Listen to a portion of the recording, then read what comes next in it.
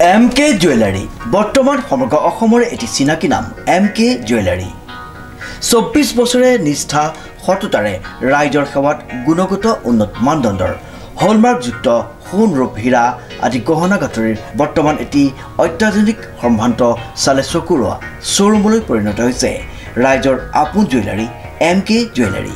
বিয়া বাৰু জন্মদিন বা অন্য কোনো বিশেষ মুহূৰ্তত আপোনজনক যদি সোণ ৰূপ হীৰা বা অন্য যিকোনো গহনা উপহাৰ দিব বিচাৰে তেন্তে MK জুৱেলাৰীক সদায় পাব আপোনালোকৰ কাষত। প্ৰিয় গ্ৰাহকসকলৰ যদি সোণ ৰূপ বা তাম আদি গহনা গাঁথৰিৰ কোনো সমস্যা থাকে তেন্তে আমি আমাৰ নিজা কাৰখানাত ততাতৈয়াকৈ গ্ৰাহকৰ সুবিধাৰ প্ৰতি লক্ষ্য ৰাখি তৎক্ষণাত সমাধা কৰোঁ।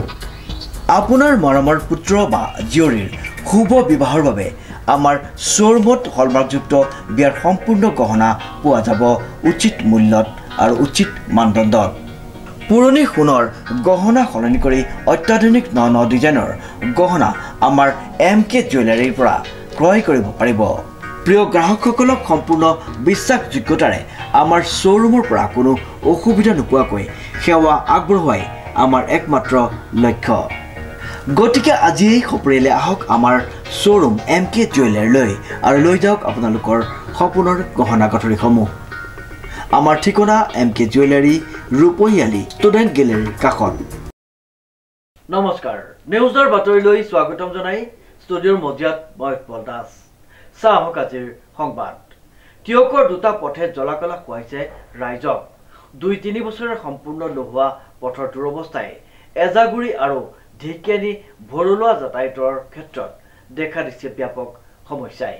News direct report. টিয়কৰ দুটা পথে একেলগে জলাকলা খুৱাইছে ৰাইজক। 2-3 বছৰে সম্পূৰ্ণ নোহোৱা পথৰ দুৰৱস্থাই এজাৰগুৰি আৰু ঢেকিয়ানী ভৰলুৱাৰ যাতায়াতৰ ক্ষেত্ৰত ব্যাপক সমস্যাই দেখা দিছে। উল্লেখযোগ্য যে টিয়কৰ গোৱালগাঁৱৰ পৰা এজাৰগুৰিৰ হৈ অৰুণামুখ সংযোগী পথৰ অৱস্থাই এতিয়া একেবাৰে শোচনীয় ৰূপ লৈছে। অসম চৰকাৰ লোক নিৰ্মাণ বিভাগৰ এপাৰ্ট আঁচনিৰ প্ৰায় 3 কোটি টকা ব্যয় সাপেক্ষে নিৰ্মাণ কৰা এই পথটো 3 বছৰে সম্পূৰ্ণ কৰা নাই বুলি গাঁৱৰ ৰাইজে অভিযোগ আনিছে। স্বয়ং মুখ্যমন্ত্ৰীৰ অধীনত থকা লোক নিৰ্মাণ বিভাগৰ বিষয়া ঠিকাদাৰৰ এনে কাণ্ডক গৰিহণা দিছে স্থানীয় ৰাইজে। এতিয়া প্ৰশ্ন হয়, লোক নিৰ্মাণ বিভাগৰ এটি পথ কিমান দিনৰ ভিতৰত নিৰ্মাণ সম্পূৰ্ণ হ'ব লাগে? বিভাগীয় নীতি নিৰ্দেশনা মতে কাম কৰিছে নে ঠিকাদাৰে? যদি কৰা নাই, বিভাগে কিয় ব্যৱস্থা গ্ৰহণ কৰা নাই? এই ক্ষেত্ৰত স্থানীয় প্ৰতিনিধি নিমাত কিয়? আৰু কিমান দিনলৈ যাতনা ভোগ কৰিব কুৰিখন গাঁৱৰ ৰাইজে? ইয়াকে প্ৰশ্ন কৰিছে এতিয়া স্থানীয় ৰাইজে। সেয়েহে উপায়ন্তৰ হৈ স্কুল কলেজৰ ছাত্ৰ ছাত্ৰী অহা যোৱা কৰিব পৰাকৈ এইদৰে গাঁৱৰ একাংশ যুৱক যুৱতীয়ে হাতে হাতে কোৰ লৈ পথটো মেৰামতি কৰিবলৈ ওলাই আহিছে আৰু অনতিপলমে উক্ত পথছোৱা সম্পূৰ্ণ কৰিবলৈ ঠিকাদাৰক তথা বিভাগীয় কৰ্তৃপক্ষক ৰাজ্যৰ মুখ্যমন্ত্ৰীক বাধ্য কৰাই নিজৰ কৰ্মদক্ষতাৰ প্ৰমাণ দিবলৈ ৰাইজে আহ্বান জনাইছে। অন্যহাতে বাদুলিপুখুৰী ঢেকিয়ানী ভৰলুৱা পথেও জীয়াটো ভগাইছে ৰাইজক অহা যোৱা কৰাত। ব্যাপক সমস্যাই দেখা দিছে গাঁওখনত। আমি কথাবোৰ কম, এতিয়া শুনিব নাই তেওঁলোকে এইবোৰ ৰাইজৰ আপত্তি। প্ৰথম কথা। দ্বিতীয় কথা হ'ল কি, 3 কিলোমিটাৰ ৰাস্তা 3 কোটি নে কিমান টকা বনাওঁতে যদি 3 বছৰ লাগে, সেই মাননীয় কৰ্মদক্ষ মুখ্যমন্ত্ৰী ডাঙৰীয়া আপোনাৰ আণ্ডাৰত থকা এই ডিপাৰ্টমেণ্টটোৱে কিমান বছৰ হ'লে গোটেই অসমৰ ৰাস্তা পদূলি ভাল কৰিব? অনুগ্ৰহ কৰি ক'ব না। এই ৰাস্তাৰ ছাত্ৰ ছাত্ৰী বিশেষত 20-25খন গাঁৱৰ ছাত্ৰ ছাত্ৰীসকলে যাবলগীয়া হয়। ইয়াত যিটো হাই ছেকেণ্ডেৰী আছিলে চৰকাৰৰ দুৰ্যোগী ব্যৱস্থাৰ কাৰণে বন্ধ কৰি দিলে, এতিয়া টিয়কলৈ চিকুৰিবলগীয়া হৈছে।